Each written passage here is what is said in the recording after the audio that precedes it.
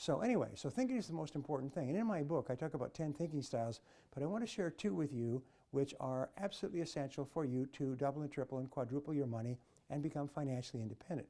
The first is called the difference between long-term thinking and short-term thinking. Dr. Edward Banfield of Harvard did 50 years of research into what he called upward economic mobility. He called it upward socioeconomic mobility, which means how do people move up from one generation to the next. First generation is immigrant family, comes over illiterate. Second generation are people who have tradesmen's licenses and master's certificates. Third generation, they own small businesses. Fourth generation, they are investing, and they're doctors, lawyers, architects, and engineers. Fifth generation, they're rich. And it's usually basic. There's 7 generations or 7 levels, and it usually takes 1 generation to go through each level. It's a really interesting study. But what he said was this: of all the qualities and characteristics that were more predictive of success, the one that was most predictive was long-term thinking. Is people thought long-term. Is they looked ahead 5 or 10 years and they said, where do I want to be in 5 or 10 years? And then they came back to the present and they said, what do I need to start doing today to get to where I want to be in the future? One of the exercises that I do in my business courses is I call it the magic wand exercise. I say, imagine you could project forward 5 years, and in 5 years your life is perfect in every way. What would it look like? What would your income be? What would your work be? Who would you be working with? What would you be doing? And so on. What would your family and relationship life be like? What would your health be like? And especially, what would your financial estate be like? How much money would you have saved and invested? And how much would you be earning from your investments each month and each year? These are the most important questions that you ask and answer throughout your career. And so just say, imagine your life is perfect. What would it look like? And then you come back to the present and say, how is my future life different from my current life? And then what would be the first step I would have to take? And Dustin and I were talking about this. The first step is always the most important step. And you can always see the first step. So my second favorite word, actually my favorite word in success, is clarity. It's followed by focus. Clarity means that you become crystal clear about where you are now and where you want to go in the future. Where do you want to be? What do you want to have and accomplish? You see, you can't hit a target that you can't see. Is if you're not crystal clear about how much you want to earn and what kind of lifestyle you want for your family and how much you want to be worth at the end of your career, your chances of hitting it are almost 0. 74%, I heard it was 74% of Americans live from paycheck to paycheck.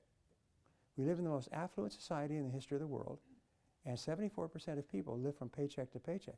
Did you see the big thing in the papers yesterday? They're going to cancel out payday loans. No more payday loans. Did you read that in the papers? Big deal from Washington, from Sacramento, and so on. You say, well, okay. Why? Because these people charge 4% a month on a payday loan. 4% a month times 12 is 48% a year. That's a lot of money. So they're going to cancel it. No more of this. No, taking advantage of the poor people. Now, who's using payday loans? Think about that. Who uses payday loans? People who need money to eat. They're not needing money to go to Las Vegas. They need money to eat. They just burn through all their paycheck, and they don't have any money left at the end of the month, so they need to borrow against their upcoming paycheck to have money to eat. And the government, these people who drive around in their limousines and fly in their private jets and live in their beautiful homes in the hills and so on, these people say, well, we're not going to have any more of that. No more of these payday loans for these paupers. We're not going to allow people to take advantage. Why do they charge 4% a month? Because it's a very risky loan. It's a very risky loan. There's a lot of these poor people can't pay it back. So they have to charge enough to, are you with me so far? To compensate. Anyway, so they think, oh, we're doing this good thing for the poor people. No, what you're doing, you're causing their families to starve. So now you're going to see an upsurge in break-ins, burglaries, robberies, thefts, shoplifting, and so on and so forth. And they're going to say, oh dear, how could that happen? We cut off the payday loan, so people need money to feed their children. So what are they going to do? Well, they have to steal it any way they possibly can, just because they're not thinking about the consequences. Anyway, so long-term thinking means that you have very clear goals for the future. You have very clear goals for the future, and you break them down, and you work on them every day. You do A activities, and we'll come to this, and we'll talk about this in a while. The second way of thinking I just wanted to share with you is really important, Nobel Prize winning, is the difference between fast thinking and slow thinking. Fast thinking is what you do when you drive through traffic. is you think quickly, intuitively, automatically, and so on. And that is appropriate for most things in life. It's fast thinking. You don't need to spend a lot of time deliberating on whether you need to change lanes or something else.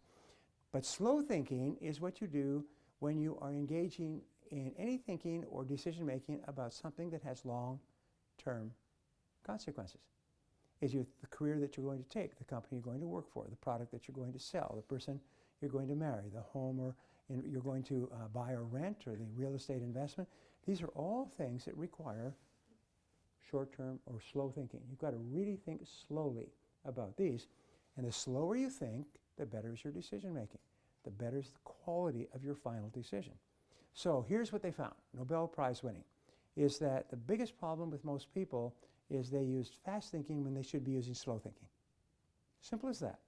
And so what we do is we say, how do you use slow thinking? The answer is with goals. I just had a conversation yesterday about doing strategic planning for a major organization in Washington. And I went through it with the president. He called me up personally and asked me for my advice. I said, well, this is what you have to do in strategic planning. First of all, you idealize, is what would the company look like in 5 or 10 years if it was perfect. You come back to the present. You say, where are we today? What are the steps that we'll have to take starting today to create that ideal future? And then what will be the different responsibilities of different people to take those steps to achieve the goal? Are you with me so far? This is called slow thinking, long-term thinking. So what do we got? What time is it here? Oh. Is this of any value to you, by the way? This is really neat stuff. By the way, if all you do is identify the most important skill in your life and learn that skill, you'll transform your life completely. What time is it?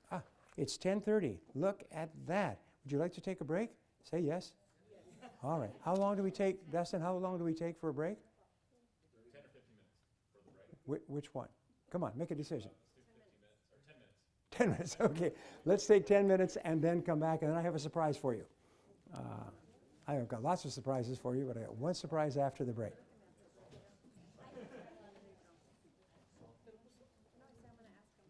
Señor Brian Tracy, me da el honor de darme un autógrafo a mi libro, por favor. Para que practique su español. Es una placer. What is your first name? Imelda. Imelda. I-M-E-L-D-A. Like Imelda Marcus. Like Imelda Marcus. Yes. Without the shoes. Without the shoes.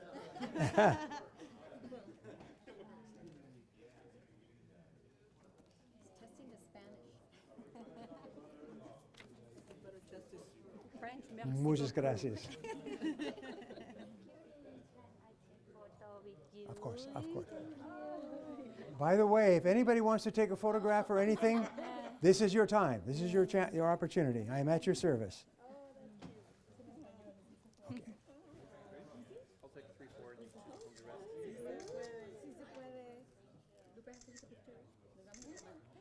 ไอ้วันยูสวัสดีครับ สวัสดีครับ When she take photo with, excuse